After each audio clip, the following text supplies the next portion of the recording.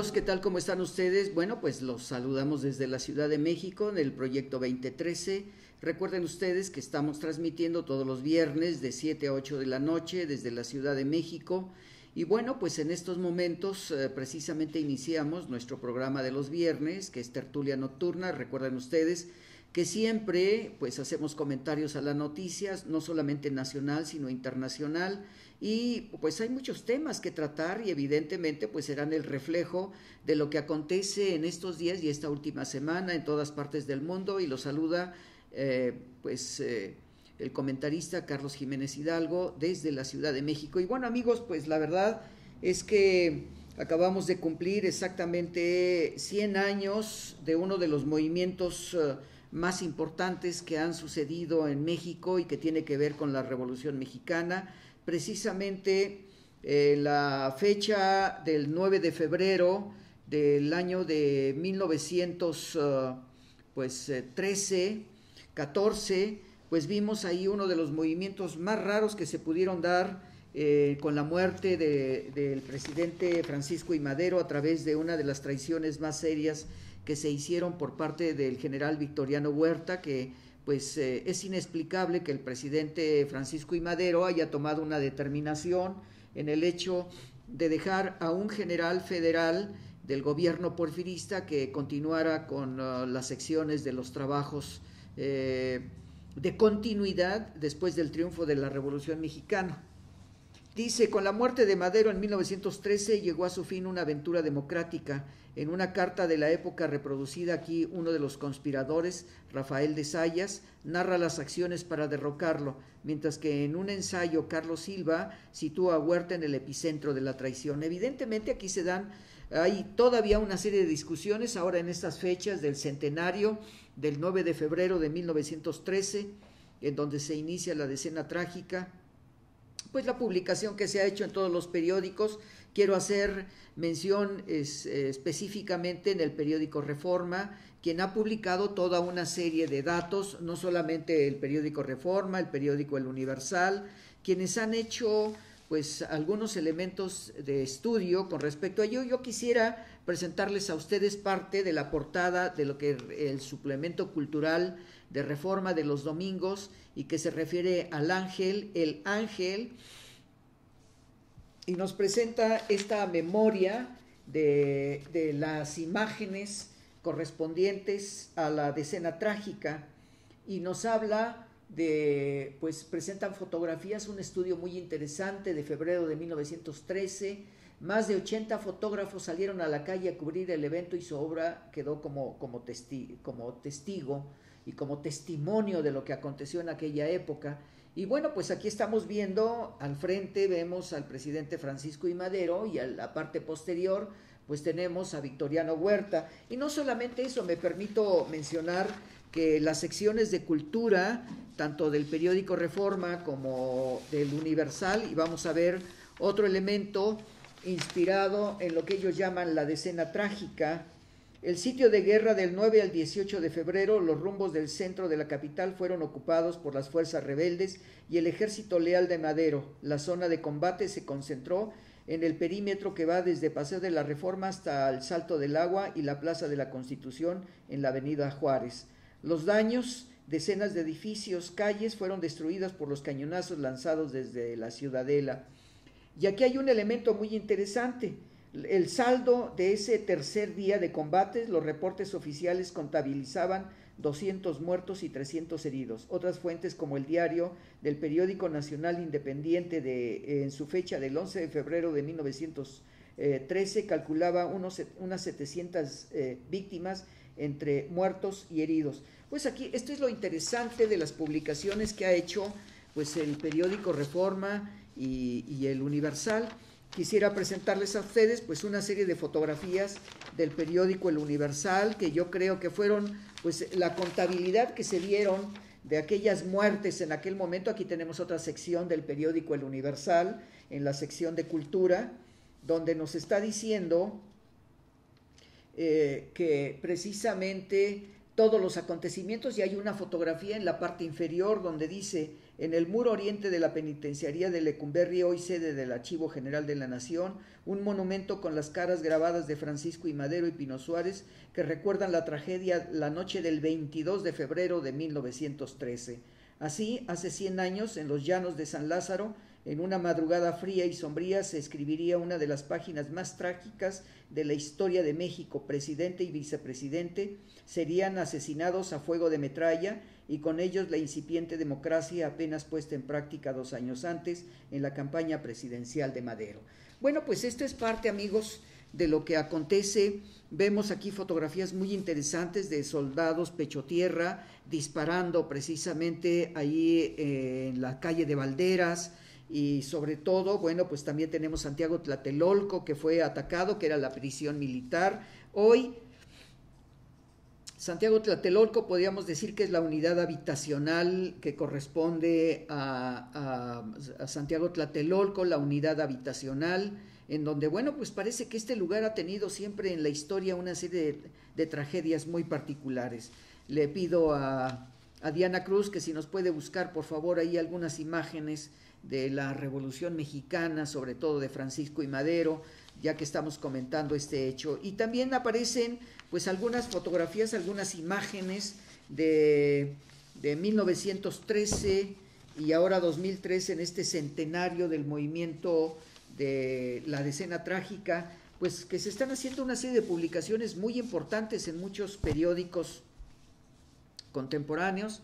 Y bueno, pues una de las cartas, mientras que aparecen estas imágenes, Rafael de Zayas, el hijo mayor del polígrafo Rafael de Zayas Enríquez, se sumó a las conspiraciones contra Francisco I. Madero hacia el verano de 1912. En este documento excepcional narra los preparativos del golpe contra el gobierno legítimo de Madero.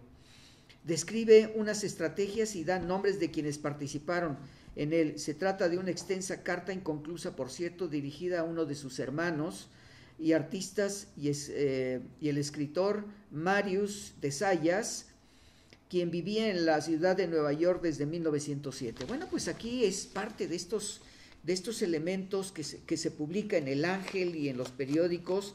Hay revistas también que ya han sido publicadas. Bueno, no pude traer algunos de estos elementos, y sobre todo salieron una serie de artículos entre los que acusaban a Victoriano Huerta y también los que defendían a Victoriano Huerta. Sobre todo algunos de los aspectos de la colonia Roma, porque era parte de uno de los lugares más importantes citadinos en la Ciudad de México, donde la reunión de la gente de alto nivel socioeconómico pues nos da una gran oportunidad de recordar, por el sistema constructivo que se tenía ahí en la colonia Narvarte, en la Condesa, pues muchas de las casas que habitaron gentes de la alta sociedad de aquel momento, porque era la colonia de un alto nivel socioeconómico. Mecanismos del poder: Madero, Weber y el político. Desde el inicio de su caudillaje, Madero encontró obstáculos por parte de aquellos que se veían lesionados en sus intereses e incluso por sus leales amigos. También debemos entender que la muerte del general Bernardo Reyes pues fue parte de uno de los personajes que se levantaron en contra de don Francisco y Madero. El 9 de febrero de 1930, Alfonso Reyes, el hijo de él, es una de las piezas más perfectas y conmovedoras en la historia de la prosa hispanoamericana, este testimonio de amor filial. Bueno, pues hay toda una serie de artículos sumamente interesantes de lo que aconteció en aquellos momentos, la Decena Trágica. Pero también quisiera comentarles, amigos, que pues hablando de la muerte de Francisco I. Madero allá en 1913, el 9 de febrero, pues yo quisiera en estos momentos que nos apoyara nuestra técnico Diana Cruz con Rubén Bonifaz Nuño, poeta mexicano, escritor, literato, catedrático universitario. Rubén Bonifaz Nuño, de 1923 a 2013. ¿Quién fue Rubén Bonifaz Nuño? En obras como El manto y la corona, Los demonios de los días y El albur de amor, Rubén Bonifaz Nuño, quien falleció el jueves a los 89 años, forjó una historia en las letras mexicanas contemporáneas. Grandes poetas. En un homenaje póstumo, 4 autores mexicanos exploran su obra y destacan la huella que ha dejado también como traductor del latín y el griego, catedrático e investigador. Se le acaba de realizar pues un gran homenaje al maestro Bonifaz Nuño, evidentemente porque la Universidad Nacional Autónoma de México, siendo catedrático él de esta institución, y quisiera en estos momentos presentarles a ustedes pues lo que la sección de cultura del periódico El Universal anotó sobre este personaje verdaderamente interesantísimo. Era el poeta vivo más grande que nos quedaba. Amigos, familiares y alumnos y colegas de Bonifaz Nuño acuden a darle el último adiós. Y bueno, pues en las imágenes que nosotros tenemos de Bonifaz Nuño, pues vamos a conocer algunos de estos elementos de la imagen a través de diferentes etapas de este personaje, de acuerdo a lo que tenemos en archivo de imagen, amigos. El poeta Juan Gelman luce abrumado, aturdido. Llegué aquí y pregunté por la capilla. ¿La capilla de quién?, me dijeron. Borré el nombre, tardé en decirlo. Cuentan los reporteros que le han pedido unas palabras en honor de Rubén Bonifaz Nuño. El Premio Cervantes 2007 no es el único que manifiesta su pesar por la muerte del ensayista y traductor veracruzano, figura fundamental para las letras mexicanas y para la Universidad Nacional Autónoma de México. Es el rector de la UNAM, José Narro, quien acaso completa la frase que Gelman no pudo articular: duele y duele mucho. Claro, amigos, cuando uno de nuestros grandes poetas y un personaje que tiene una gran estatura internacional, como lo fue el poeta Rubén Bonifaz Nuño, pues nos dejan una serie de elementos al vacío, porque lo que nos sucede en estos momentos cuando alguien desaparece, se cuenta en los documentos que publicaron algunas de las revistas de política y de cultura y sobre todo los periódicos, pues nos habla que Rubén Bonifaz Nuño pues recibía a sus estudiantes en su casa. Prácticamente él ya no iba a la universidad, pero por parte de la universidad se le permitía que los alumnos fueran a su propio domicilio y él ahí en su propia biblioteca hacía pues los comentarios. Me voy a permitir pues leerles a ustedes un documento que escribió en 1953, cuando duermo lejos, cuando la carne no es más que una costra débil de niebla, sobre los endebles huesos y atrás de los dientes se enmudece. Contra el paladar la lengua temblando, cuando todo es blando y sin forma espeso, tal como si el sueño viniera por los secretísimos caminos que ha de recorrer la muerte algún día, siento que me llamas y en tu boca llega la canción que cantaste a oscuras una vez delante de mí. ¿Cantabas? Y yo que te escucho, paso en silencio, lloro encadenado al triste sueño, como al pie del mástil solo de un barco. Rubén Bonifaz Nuño, imágenes de 1953. Bueno, amigos, pues se nos van gente muy valiosa, como el profesor y poeta y escritor Rubén Bonifaz Nuño.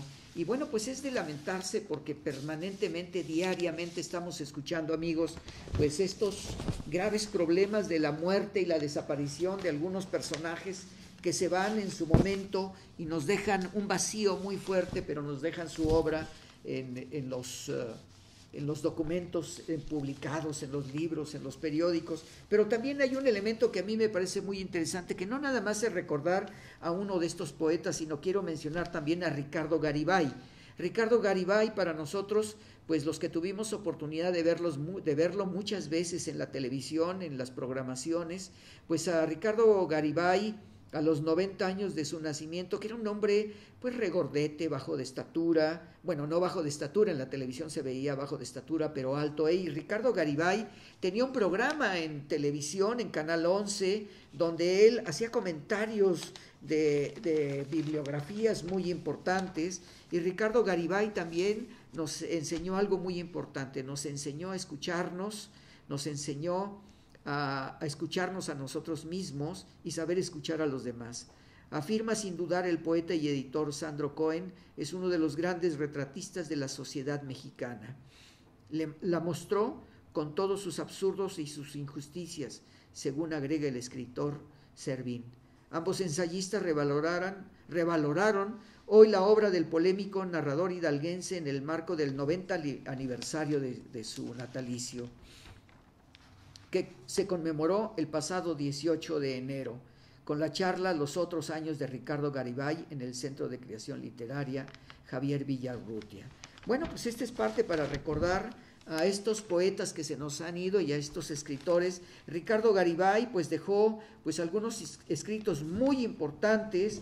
Él fue escritor, periodista y trabajó en algunos elementos como guionista de cine, conductor de televisión, dramaturgo. Garibay, que nace en 1923 y muere en 1999, fue ante todo un espíritu rebelde y apasionado cuyo único compromiso fue escribir. Estudió 3 carreras: Derecho, Filosofía y Psicología, pero no se tituló en ninguna. Fue becario del Centro Mexicano de Escritores de 1952 a 1953, junto con Juan Rulfo y Juan José Arreola. Bueno, amigos, pues esta es parte de lo que ha acontecido con la muerte de algunos personajes importantes. Y de hecho, quisiera mencionar que en el deporte a nivel internacional, pues tenemos algunos elementos muy fuertes, porque en la sección deportiva del periódico Excelsior del martes 22 de enero, pues prácticamente tenemos algunas informaciones muy fuertes de lo que ha acontecido a nivel internacional en los últimos años, y ustedes saben que ahorita hay una problemática muy importante. Yo le voy a pedir a Diana que por favor nos ubique durante la etapa del nacionalsocialismo, donde precisamente los juegos correspondientes al 9 de agosto de 1942, donde la organización alemana y rusa tuvieron, los rusos y los alemanes, pues un juego entre estos dos países, Rusia y Alemania. Dice: el balón de la Segunda Guerra Mundial, el duelo entre el Star y el Flaketl, cuenta una historia entre los refugiados en Kiev y los soldados nazis, un partido que se ha contado de distintas maneras entre vencedores y vencidos. El match, en 2012 se pospuso el estreno de la película llamada Match, nueva versión del partido de la muerte, previo a la Eurocopa a celebrarse en Ucrania, entre Ucrania y Polonia. En el año de 1942, en la otrora ciudad soviética de Kiev, se realizó un partido de fútbol entre jugadores ucranianos y soldados de la defensa antiaérea alemana. Estos últimos habían ocupado el territorio enemigo durante la Segunda Guerra Mundial y jugaban un entretenido partido con los refugiados de guerra. Aquella tarde, el 11, conformado por panaderos y exjugadores del Dinamo de Kiev, vencieron a los militares teutones por un marcador de 5-3. La historia tomaría diferentes rumbos. Y bueno, pues esto es parte de lo que fue las competencias entre el nacionalsocialismo y los dominados en aquel momento. Kordik, panadero de origen alemán, reconoció en la calle a un mendigo que no era otro que Mikola Tusevich, portero de la antigua estrella del Dinamo de Kiev. El alemán decide darle trabajo en su negocio, disfrutando aquellas historias de fútbol contadas por el ex guardameta. Kodik decide buscar a otros jugadores de aquel equipo en un tiempo en que la guerra borró el fútbol y muchas otras cosas más. Y la publicación que se hace, para los que estén interesados, amigos, es la publicada el martes 22 de enero del 2013 en el periódico Excelsior, en la sección Tiempo, en la octava sección, en la octava hoja, que nos habla de adrenalina, y es parte de la historia que se publica con respecto a las actividades del fútbol y el nacionalsocialismo. Bueno, pues yo creo que debemos tomar en cuenta que estas particularidades que nos dan estos encuentros a nivel internacional, en donde la propia guerra nos está dando una pauta de estas discreciones, por decirlo de una manera, en donde los deportistas, no importa de la nación que sean, cuando son invasores y son cautivos, pues tienen que dejar a un lado toda su problemática para tener un poco de psicología del tiempo de ocio para recuperar las emociones. Bueno amigos, pues pasamos precisamente, ustedes recuerdan que estamos pues prácticamente hoy una fecha muy importante, el 2 de febrero en México y en muchas partes del mundo es la Candelaria. Vamos a buscar por ahí imágenes del 2 de febrero de la Candelaria para poder entender el por qué los llamados de los elementos de los tamales son muy importantes en América Latina y sobre todo dice el niño Jesús hecho en México. Recorre algunos puntos del país donde artesanos se preparan para la época decembrina, pero en la Ciudad de México tenemos al niño Jesús, que ustedes saben que es llevado a vestir en algunos lugares con artesanos especialmente, que los visten de acuerdo a estos niños, y ahí estamos viendo ya imágenes de estos niños Jesús, que es parte de lo que aconteció el 2 de febrero aquí en la Ciudad de México, bueno, en toda la República y en todo el mundo del cristianismo, sobre todo en la República Mexicana, y ustedes saben que pues los niños, el niño Jesús es llevado a bendecir después de 40 días del nacimiento y es llevado precisamente con canastillos al fondo de esas canastillas donde va este niño para darle la bendición, pues llevan semillas, que es un proceso sincrético entre el mundo cristiano europeo y el mundo mesoamericano, que va siendo una parte de lo que va a ser este proceso sincrético de las creencias religiosas. Bueno, pues aquí tenemos, amigos, pues al maestro Mario Agustín Gaspar, que es el creador de los nacimientos purépecha, y sobre todo que se ubican, este reportaje corresponde pues precisamente este 25 de noviembre en el periódico El Universal, pero también han salido las publicaciones en el periódico Excelsior Universal, en donde se dan a conocer pues las tradiciones de lo que ha acontecido en México en estas últimas fechas. Y bueno, yo quisiera continuar con algunos otros comentarios de lo que se han publicado a nivel nacional e internacional, y sobre todo algo que nos está llamando mucho la atención es que la Ciudad de México, como centro cultural capitalino, pues nos está permitiendo conocer que en la Ciudad de México pues tenemos aproximadamente un promedio de 400 bibliotecas, en donde pues todos aquellos que tienen el gran deseo de buscar libros con determinados temas, pues son consultados, y a mí me llama mucho la atención porque tuve la oportunidad de ver en el periódico Universal, publicado el 11 de noviembre del año 2012, las bellas e ilustradas bibliotecas, las mejores bibliotecas del mundo, y hace referencia por más de 400 años las letras que resguardan la Universidad de Trinidad en Dublín, donde hay estudiosos que tienen cerca de 2 millones de libros estas bibliotecas, como lo tiene pues el Smithsonian en los Estados Unidos, como las tienen en México, rarezas de la biblioteca Beinecke, donde tiene 780,000 libros, y sobre todo en Brasil, en el Gabinete de Portugués de la Lectura, creado en 1837. También podríamos hablar del Salón Teológico, que fue creado por el arquitecto Giovanni Domenico Orsi, y esto sobre todo en Italia. Bueno, pues podríamos mencionar muchas de las grandes bibliotecas, y bueno, pues me gustaría ver algunos de las imágenes de bibliotecas que tenemos no solamente en México, en el mundo entero. Y algo que nos llama mucho la atención, hablando de la Ciudad de México, pues en la Ciudad de México tenemos lo que va a ser ahora la Biblioteca México, que es la biblioteca más importante que tenemos, y aquí estamos viendo algunos elementos de bibliotecas de diferentes partes del mundo, y son verdaderamente recintos donde hay incunables. Los incunables se refieren a estos libros muy antiguos que están hechos con piel.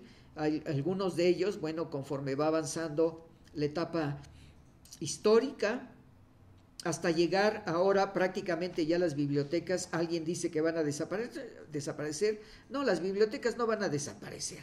Hoy estamos viendo ya que el Internet y sobre todo los sistemas computacionales están absorbiendo, y ya se están copiando estos libros para que ustedes los puedan consultar a través del Internet o a través de su computadora.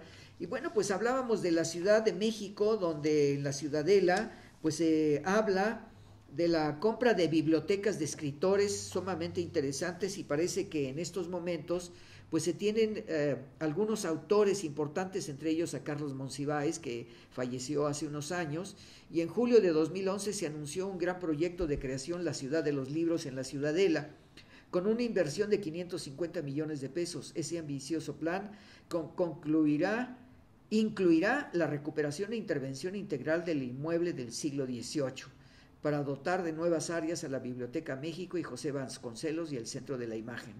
Y aquí vemos que los estudios que se están haciendo, pues sobre todo en la adquisición de bibliotecas de grandes personajes, pues se está enriqueciendo, porque hoy vemos gran cantidad de personajes que van a las consultas que se hacen aquí en la Biblioteca México.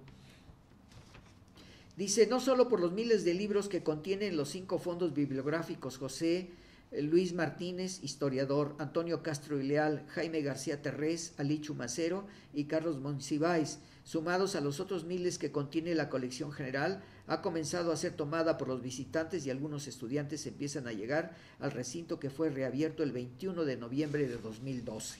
Sin embargo, aún no alcanza la asistencia de sus años dorados, si están completos los trabajos en el plan original.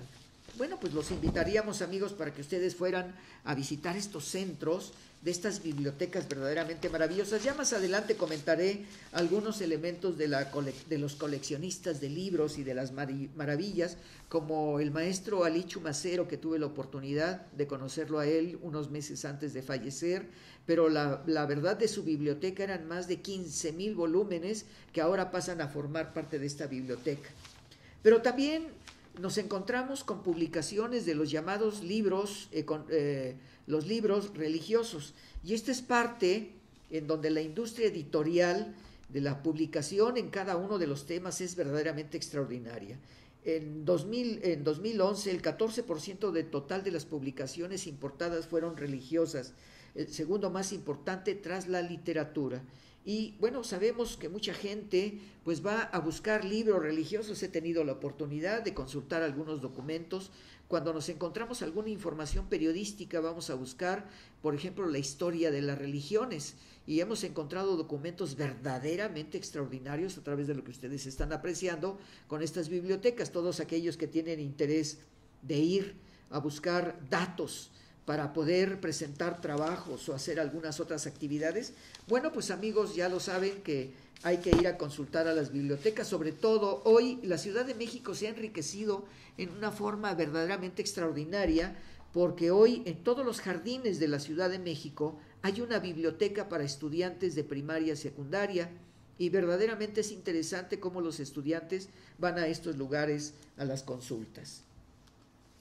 Bueno, pues Estados Unidos está teniendo un problema muy serio a través de la economía, sobre todo recuerden ustedes que aquí hemos hablado de temas muy fuertes, como lo ha sido, por ejemplo, la venta de armas en los Estados Unidos, ahora que el presidente Barack Obama ha tomado como segunda etapa en su reelección. Pues el presidente Barack Obama ha hecho una campaña en donde pues le pide a todos aquellos que ya no se sigan rearmando, porque evidentemente la economía de las armas pues es muy fuerte en los Estados Unidos. Ya les decía a ustedes que la Asociación del Rifle, quien yo recuerdo haber sido uno de sus presidentes, Charlton Heston, él fue durante varios años presidente de la Sociedad del Rifle y era uno de los principales opositores a que desapareciera la venta de armas. Y sabemos que en los Estados Unidos pues es muy fuerte el hecho que todos aquellos, sobre todo los hombres y ahora las mujeres, que se han dedicado al servicio por el país, en su servicio militar, pues muchos de ellos tienen muchas armas en sus casas. Y dice el artículo correspondiente: deficiente control de armas, cazan a ex policía armado. La agencia federal que controla las armerías carece de personal para supervisarlas y debe esperar años para clausurarlas. Las reformas no servirán, dice la Asociación Nacional del Rifle. Denver, Colorado, el presidente de la Asociación Nacional del Rifle, con sus siglas en inglés, confía en que el Congreso no aprobará la prohibición de las armas ofensivas ni limitará las municiones pese a las matanzas colectivas de Colorado y Connecticut. Bueno, nosotros recordamos que, y todos ustedes han visto en los noticieros, pues este gravísimo problema que ha tenido los Estados Unidos con ello. Bueno, pues es parte de lo que sucede en los Estados Unidos, pero quisiera comentar algo de lo que está sucediendo en España, y muchos de ustedes pues recordarán que en España, después del cambio del Partido Socialista Obrero Español, pues han pasado a formar parte del Partido Socialista Obrero Español, pasa al Partido Popular, y en menos de un año, prácticamente están en un año en el gobierno que se tiene con el señor Rajoy, pues el señor jefe del gobierno, Mariano Rajoy, pues vamos a ver algunas imágenes también con Mariano Rajoy para poder entender la problemática que se tiene. Él está enfrentando pues un grave problema de economía en España, sobre todo dirigido por el Fondo Monetario Internacional, y pues hay acusaciones muy fuertes contra los principales dirigentes del Partido Popular. Y aquí tenemos ya la imagen del presidente Rajoy, siempre con el rostro muy adusto, porque la petición ha sido lanzada ya, sobre todo hoy en la publicación de viernes 8 de febrero, pues nos encontramos con que el presidente Mariano Rajoy han solicitado ya algunos líderes en el mundo, y sobre todo ahora que se entrevistó con la señora Merkel en Alemania, porque Mariano Rajoy fue a solicitar un préstamo económico para apoyar la economía de España, y resulta de que pues unos periodistas le preguntaron que si él tenía conocimiento de estas denuncias que se habían hecho en los periódicos españoles sobre dinero negro que habían aportado a los dirigentes del Partido Popular. Y bueno, pues el presidente, me permito decirlo de una manera, después de que los propios periodistas en televisión española han hecho comentarios muy similares, diciendo que el presidente Rajoy pues se equivocó de una manera, porque él dijo, no son ciertas los elementos publicados en los periódicos, pero algunos de ellos sí son ciertos, y ahí es donde pues esta sinceridad para disminuir la problemática de lo que acontece en España con el dinero negro que le han otorgado a miembros del Partido Popular. Hoy se están juntando firmas a nivel nacional en España perdón, amigos, para que el presidente Rajoy renuncie. Dice, una petición lanzada en internet reclamando la dimisión del jefe de gobierno español Mariano Rajoy y la convocatoria a elecciones anticipadas tras el escándalo de corrupción que se aplicó al Partido Conservador y supera el millón de firmas.